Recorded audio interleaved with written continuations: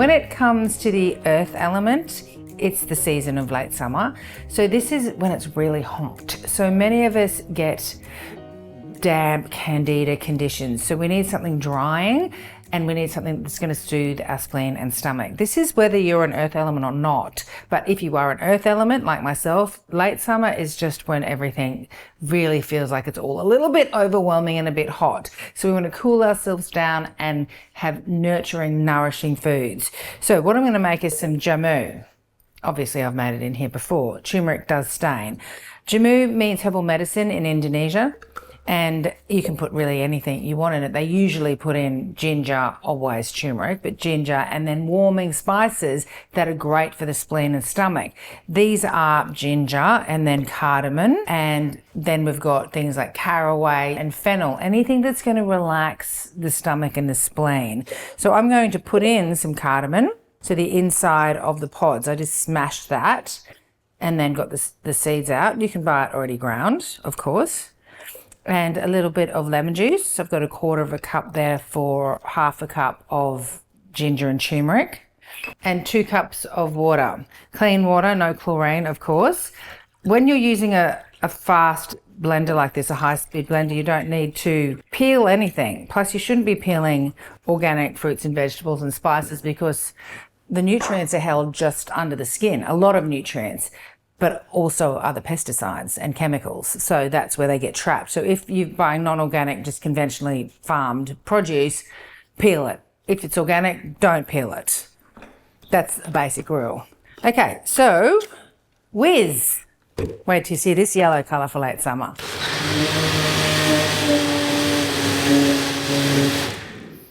All right, so this is a bit chunky still, so I'm gonna strain that.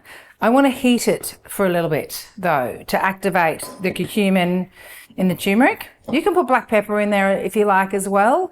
You don't have to. I'm using my SOLIDTECHNIC pan. This is the wrought stainless steel pan. So it's a non-nickel pan. These are the best ones to use when you're using acid in your food or in your meals. So lemon juice, wine, tomatoes, because it won't rip off the seasoning. So this is perfect. So I'm going to strain this now, so I don't have to do it when it's hot. If you keep whizzing, you'll get a lot more of that pulp to blend up. Okay, beautiful. And I want to add some sweetener to mine. And late summer is a perfect time for complex sweeteners like raw honey and maple syrup. So maybe just a teaspoon or 2 in there. You can use maple syrup if you're a vegan. And then we're just going to let that come to the simmer. And while we're doing that, it's a good opportunity to thank SOLIDTECHNICS for their generous support of Living Your Element. I'm here with MJ Henry, the founder and genius behind the cookware at SOLIDTECHNICS. And we're here to discuss this very beautiful pan that is stainless steel, but not just normal stainless steel. What is so special about this pan? It's a world's first, right? It's a world's first. Well, a one-piece stainless steel pan has never been done. It's thought to be impossible because... So there's no rivets, there's no... One piece wrought from a single piece, that makes it indestructible, so that's good.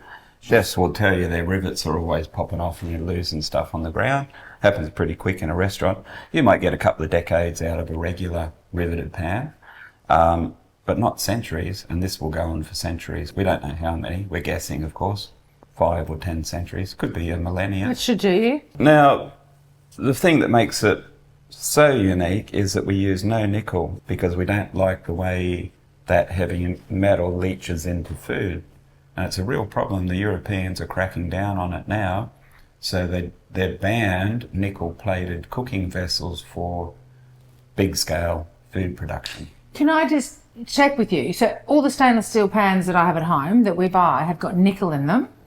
Yeah, probably 99% of them. And that's a heavy metal? It's a heavy metal. And that leaches into our food? Yeah, and particularly the first few times you cook with it. So my tip is, if you want to buy the big brands that use nickel stainless steel, do 4 or 6 boiling water cycles and tip it all out, because most of it comes out early on, then it slows down to not too bad levels over time, you know.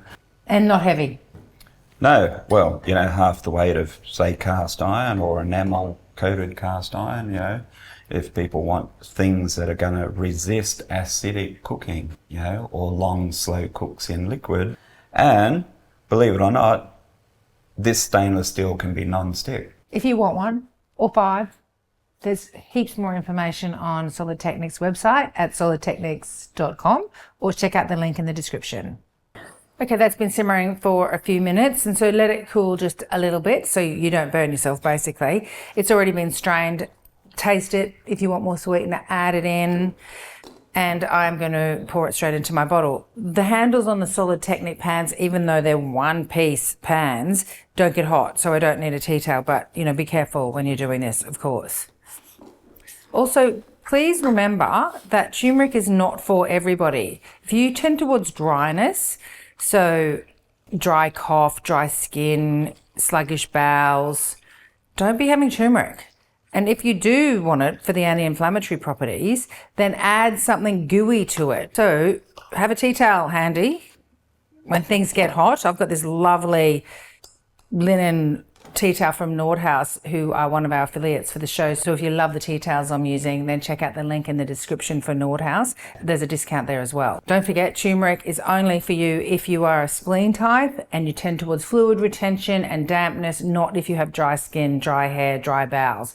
It's just too drying of a spice unless you add something gooey.